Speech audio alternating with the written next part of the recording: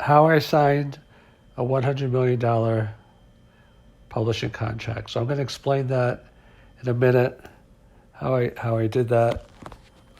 Before that, I'm going to just briefly review the 5 largest publishing contracts in history to set a context and whet your appetite a little bit. So the largest publishing contract in history, according to my research, is $150 million signed by James Patterson in 2009 for 17 books.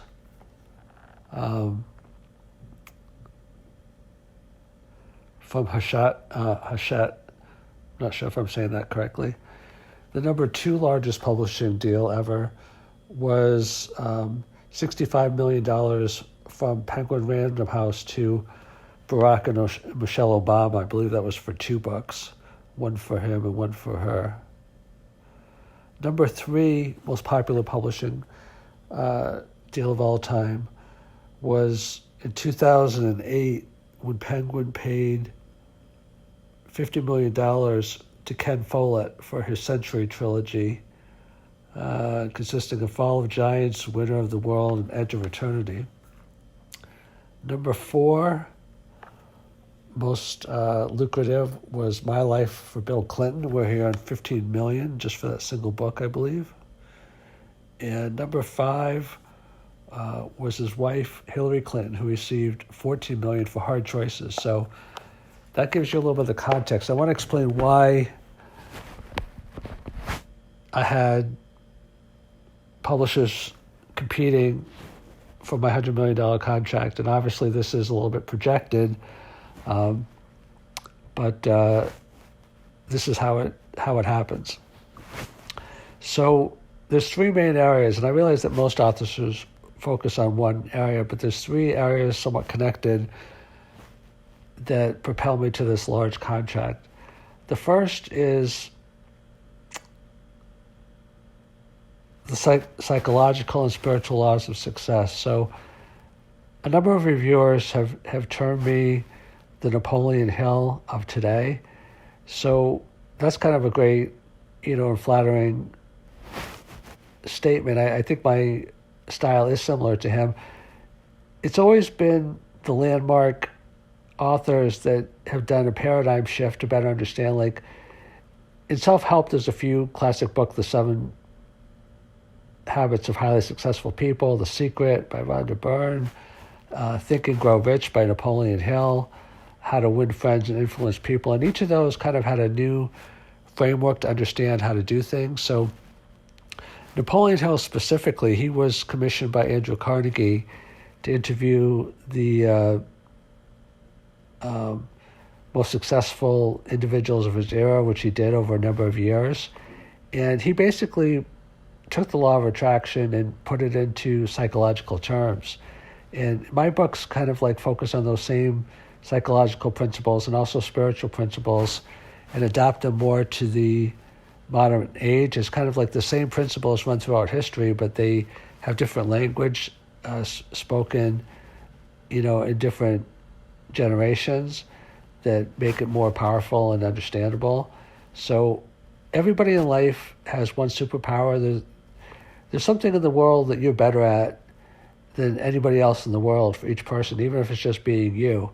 And for me, my superpower that I think I was just given at birth and I've worked hard to develop, more than anything else that I can do, is just psychological and spiritual understanding. It just comes to me in flashes, and I could just sit down and write. And it's not just a matter of amount, it's a matter of depth.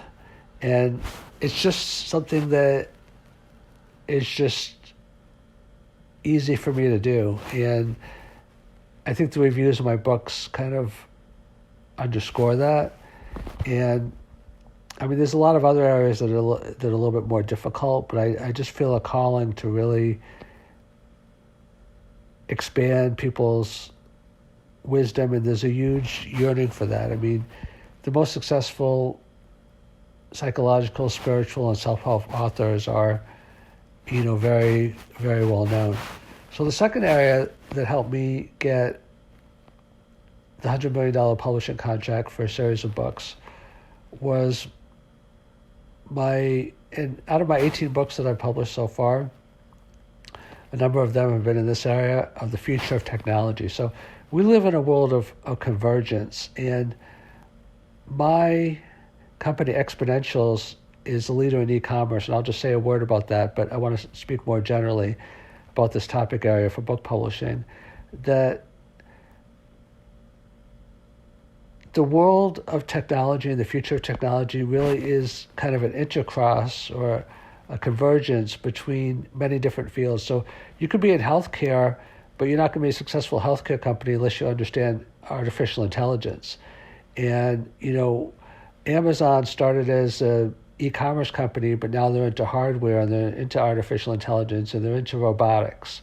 And there's also, the Internet of Things and nanotechnology and blockchain and space travel. And a lot of these things are converging. So a lot of the FANG companies, Facebook, Amazon, Netflix, Google, they all compete with each other in these different areas. They're not just hardware companies. They're not just e-commerce companies. They're not just social networks. They're all these things together and evolving to serve customers. So, streaming and internet and gaming, these are all coming together, and people that understand the convergence, which is what I do, that's why my company is called Exponentials, have a big lead. Like a lot of my time is spent building informational networks to understand exponential technologies and how they're converging, and that's what I talk about in the Future of Technology books. Okay, the third area, and this is why also helped me get $200 million, is space travel and space colonization. So just as the internet, this has to do with my understanding and knowledge of space infrastructure and space as it relates to space colonization. So, people are talking about Mars and Elon Musk and Jeff Bezos and the